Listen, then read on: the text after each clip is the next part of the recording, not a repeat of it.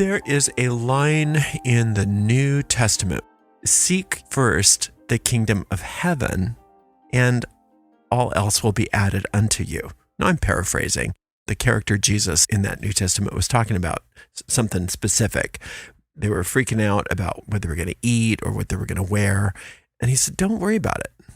Don't worry about it, because if you seek the kingdom of heaven, all of these things will be added to you. This is non-religious. It's non-Christian. It's very practical. It's very magical. And it means that there is a place within us that is peaceful.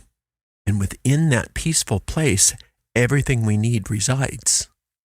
That means that all of our problems are already solved. All of our needs are already met. Now, the way I think of this is if you're going on a cruise and it's all-inclusive. What's an all-inclusive cruise include? It includes everything. You don't have to worry about buying extra stuff. If it's truly all-inclusive, then you pay once and everything's included. All your drinks are included, all of your excursions are included, all of your food is included, all your entertainment is included, everything is included for your entire cruise. In the mortal world, on the level of a cruise, that may be fun or not for you. But it's a nice little symbol to show us what that place of peace within us includes. What are your needs? Do you need more money? Do you need a healing in your relationship? Do you have a problem in your body? It's all included within that peaceful place within you. Now, I had a teacher once that said that the kingdom of heaven referred to in that book is an energy center right behind your heart.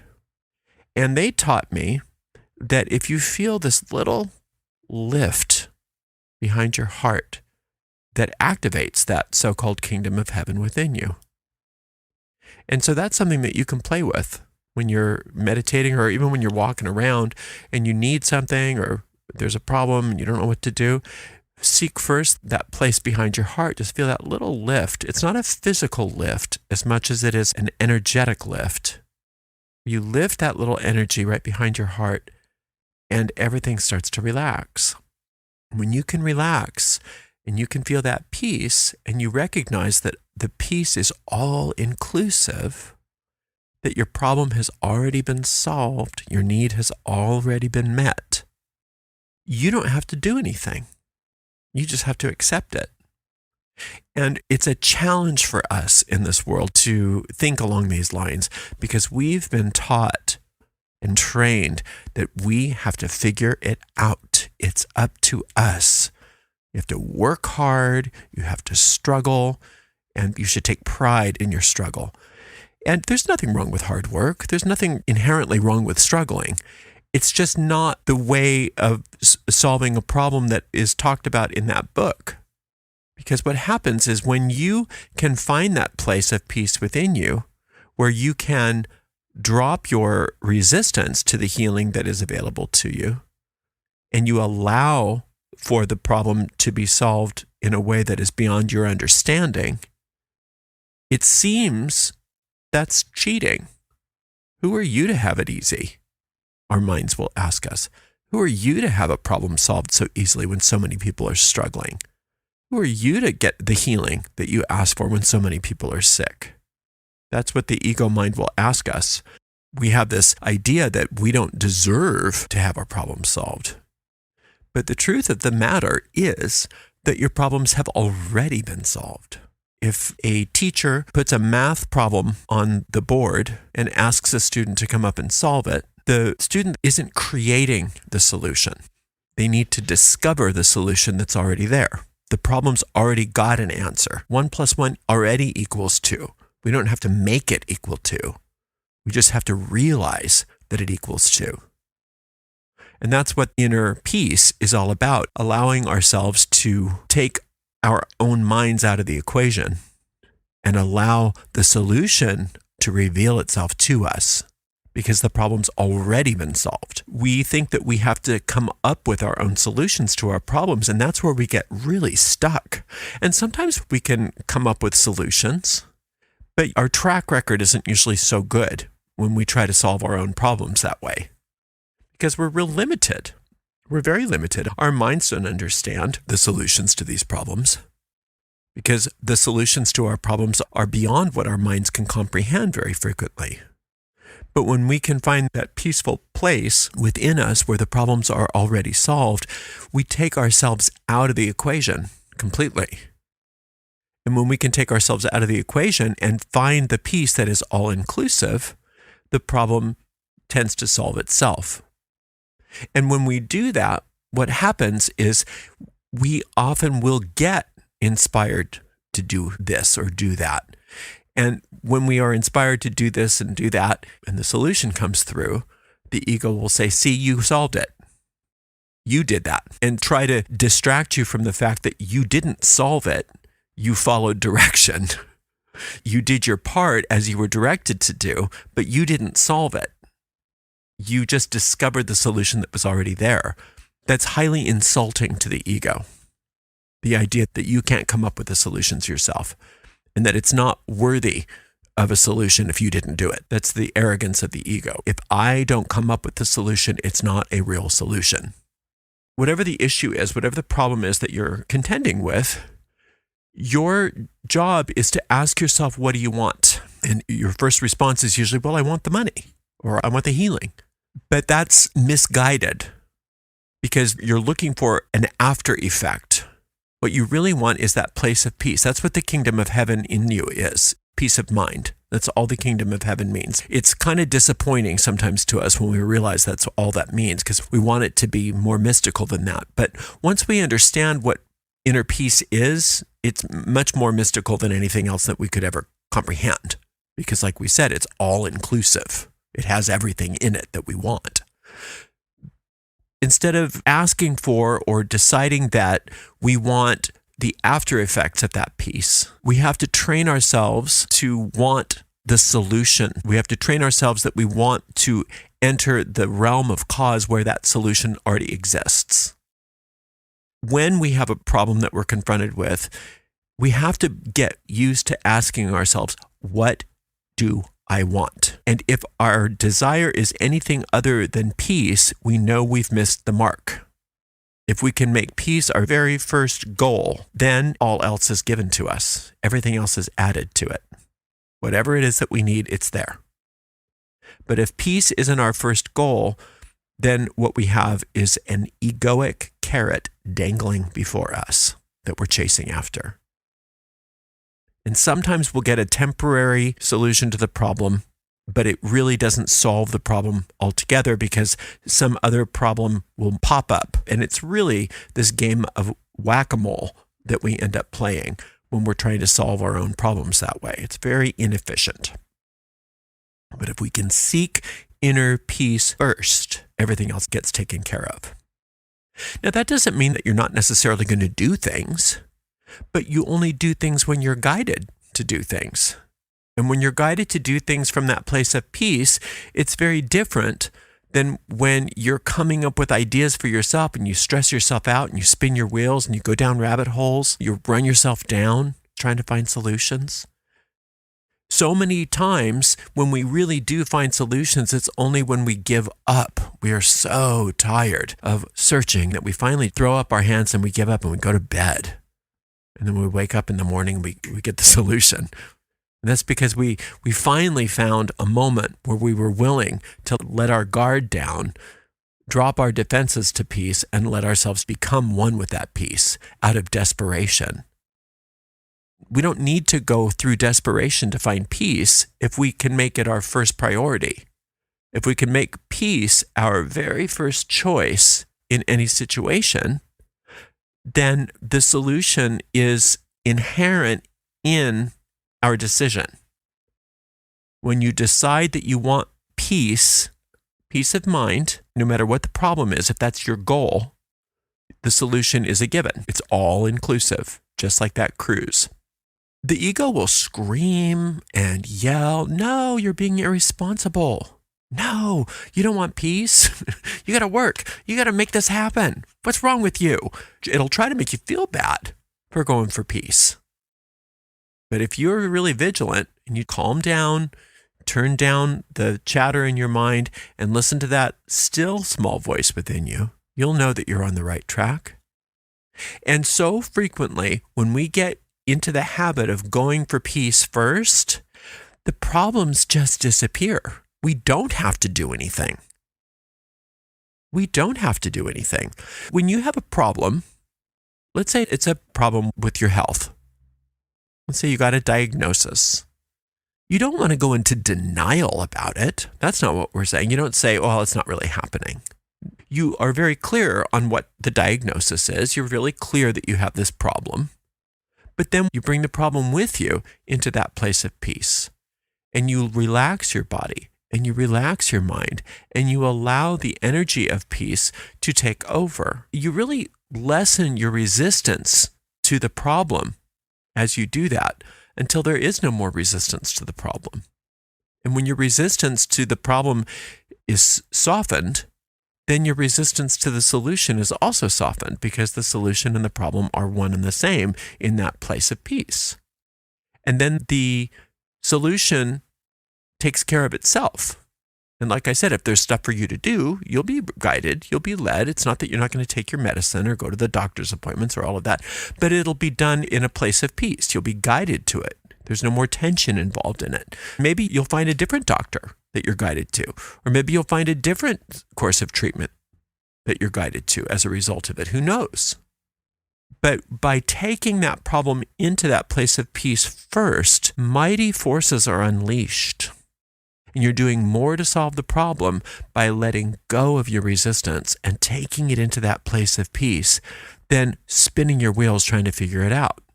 The forces of healing and the forces of solution that you unleash when you go into peace are unfathomable to the ego mind.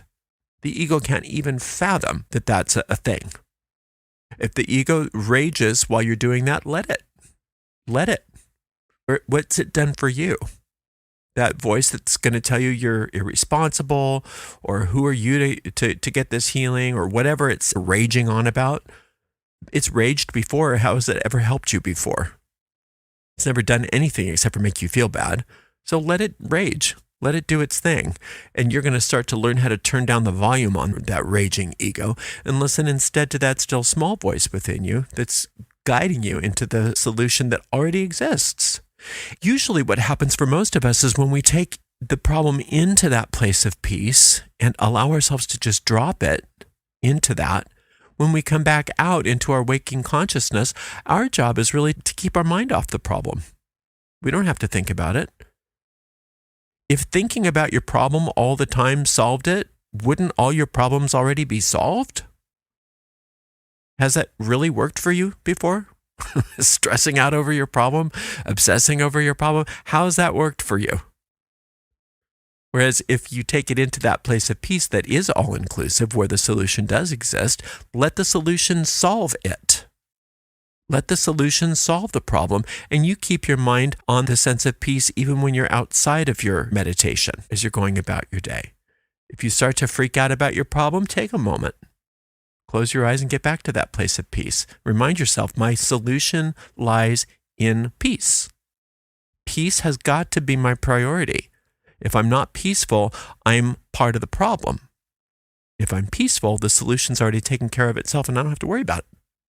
I'll be guided and led to any actions I need to take. And when I'm not guided or led to take any actions, I'm not going to think about it. I am going to forget it. I've already taken care of it. The magic of that is so profound that it might scare you. Because when you see a solution occur in your life by doing exactly what we talked about, it's very challenging to go back to your old ways of solving problems again. You can do it, and the ego is very decent at convincing you that that was just a fluke or trying to take credit for it. Look what we did. We solved it. We did it. To rewrite history, but don't buy it. Don't buy it. It's lying to you. The truth of the matter is that the solution to that problem already existed by making peace your only priority and allowing that peaceful place within you to be the space through which you let go of your resistance and you gave your problem to the peace to be solved, the solution already exists in the invisible world. And since the solution exists in the invisible world and you're no longer resisting the solution, you don't have to think about it anymore. It's taken care of. Your goal is finding peace. And when you find peace about anything, the solution is at hand. The ego will try to convince you that what you're doing is going into denial. But that's not what you're doing. Because if you were going into denial, you'd be tense. If you were going into denial and pretending like the problem didn't exist and trying to suppress it, you'd be tense. But you're not suppressing anything. You're not denying the problem. You brought the problem with you into the peace and dissolved it and allowed that peaceful place within you to take care of it.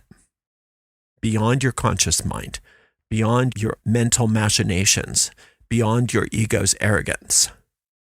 And when that peace allows for the solution of the problem to occur, it's undeniable. You can't deny that it worked because it's solved. The problem solved. There's always that lag time in any magical operation between the magic and the manifestation. And during that time, it's up to you to do your best to forget about the problem unless you're guided to do something. It does require you to have some faith. And the first time you work this kind of operation, that faith is a bit blind.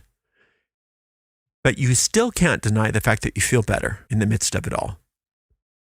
Even if we were wrong about the solution happening, you do feel better. And feeling better's got to be worth something. But it goes far beyond feeling better. The feeling better is simply an indicator that things are working on the invisible plane. And since you're feeling better about the problem on the invisible plane, it's just a matter of time in the three-dimensional world before that solution reveals itself. Your job is to not look over your shoulder, not nag yourself about it.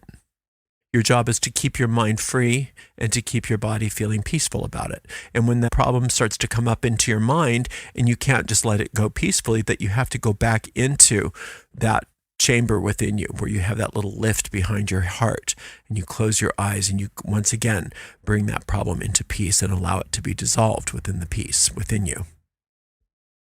It's not about doing a spell once and then going back and worrying about your problem. That doesn't do any good.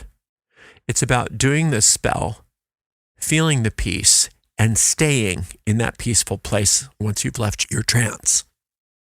You have to stay there, because if you can't stay there, then you're just going back into the same mindset that kept the problem there to begin with. When that character Jesus in the Bible said, "Seek first the kingdom of heaven," that same character also gave you another magical tool, and that's resist not evil. And what that's talking about is you don't want to resist the problem. You want to relax into the problem and relax into the place of peace and understand that the peace is greater than the problem.